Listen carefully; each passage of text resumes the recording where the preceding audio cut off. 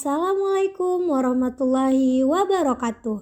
Welcome back to my channel. Halo teman-teman, apa kabar semuanya?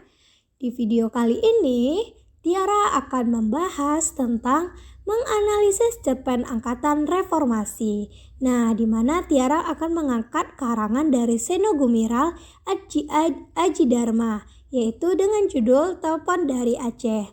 Nah, sebelum itu, Tiara akan menjelaskan bagaimana sih tujuan dari Tiara menganalisis cerpen ini. Tujuan Tiara menganalisis cerpen ini adalah untuk mengetahui apakah cerpen ini termasuk ke dalam karya sastra yang memiliki karakteristik pada angkatan reformasi atau tidak. Nah, di mana karakteristik karya sastra angkatan reformasi adalah memuat cerita tentang permasalahan sosial. Di mana di sini Tiara akan membahas tentang cerpen karya Seno Gumilar Aji Dharma yang menceritakan tentang seorang koruptor. Mari kita bahas. Cerpen karya Seno Gumilar Aji Dharma ini menceritakan tentang seorang koruptor yang menganggap dirinya mulia. Pada suatu makan malam, ia menceritakan kepada anak-anak dan istrinya bahwa korupsi yang dilakukan demi kelangsungan dan keberhasilan masa depan anak cucunya. Cukuplah ia yang menanggung dosa korupsinya. Jangan sampai anak cucunya ada yang meniru perbuatannya. Ia juga menganggap korupsi yang dilakukan merupakan jenis korupsi kecil, yakni sekitar 200 miliar saja. Wah, tokoh ini tidak mau melakukan korupsi dengan jumlah yang lebih besar karena kasihan jika orang-orang miskin terlalu menderita karena tidak kebagian tunjangan dari pemerintah. Nah, pada saat itu, saat makan malam tersebut, mereka sekeluarga sangat gembira dengan segala fasilitas yang diperoleh karena hasil korupsi. Kemudian ada telepon dari Aceh yang kemudian diterima oleh istrinya. Telepon itu menggambarkan bahwa adik bungsunya itu ditemukan. Nah, di Aceh sedang terjadi pencarian korban-korban bencana. Banyak mayat-mayat yang berhasil ditemukan. Keadaan di Aceh juga sangat memprihatinkan, tidak seperti keadaan keluarga koruptor yang selalu bersenang-senang. Nah, selang beberapa waktu, telepon kembali berdering dan sang koruptor tidak membiarkan istrinya yang mengangkat teleponnya. Karena tidak mau istrinya menangis mendengarkan berita banjir darah yang ada di Aceh. Nah, yang kedua, dalam cerpen ini juga dikisahkan antara tulang belulang ayam dan ikan yang berserakan di meja makan. Hasil santapan sang koruptor beserta keluarganya dengan tulang belulang tengkorakan manusia yang digali di Aceh.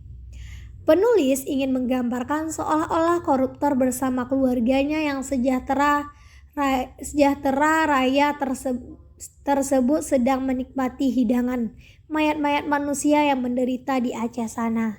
Ini didukung oleh fakta tekstual bahwa pengarang menggunakan kata bagaikan ladang pembantaian untuk menunjukkan keadaan penuh serakan segala macam sisa-sisa santapan di meja makan keluarga koruptor tersebut. Yang ketiga, dalam cerpen ini terdapat pembahasan tentang sewaktu tokoh koruptor menyedot otak kepala ikan, digambarkan oleh pengarang sebagai bagian selotan kilang-kilang minyak yang menembus lautan yang bergelora. Nah, fakta bahwa si koruptor tersebut adalah dari zaman Orde Baru. Seperti dipaparkan di awal sekali cerita. Kemudian sebagaimana diketahui, salah satu isu penting dalam pemberontakan di Aceh terhadap pusat adalah penyedotan pusat terhadap kekayaan alam di Aceh yang berupa kilang-kilang minyak seperti kilang Arun mengambil di inspirasi Sumawe dari contohnya. pantun nasihat Nah, selanjutnya yang tadi. keempat, dalam Nah, cerita ini diceritakan apabila mengenai terdapat kesalahan operasi kata militer dan di Aceh isinya yang juga tak tidak sedikit menarik, harus Tiara dibayar mohon dengan maaf. korban nyawa. Semoga ini Di menjadikan Aceh Tiara ada lebih yang baik lagi. dinamakan Mohon koreksinya. bukti Terima kasih tengkorak telah menonton saking video banyaknya ini yang dan mati sampai secara jumpa massal. di video selanjutnya. Nah, di sana di Aceh juga Assalamualaikum ada kampung warahmatullahi janda sebagai wabarakatuh. para istri tersebut telah kehilangan para suaminya. Dan yang kelima, yang terakhir, penggambaran kondisi keluarga koruptor yang selalu bahagia Sentosa Raya sebagaimana disimbolkan oleh acara makan-makan yang sangat nikmat tersebut.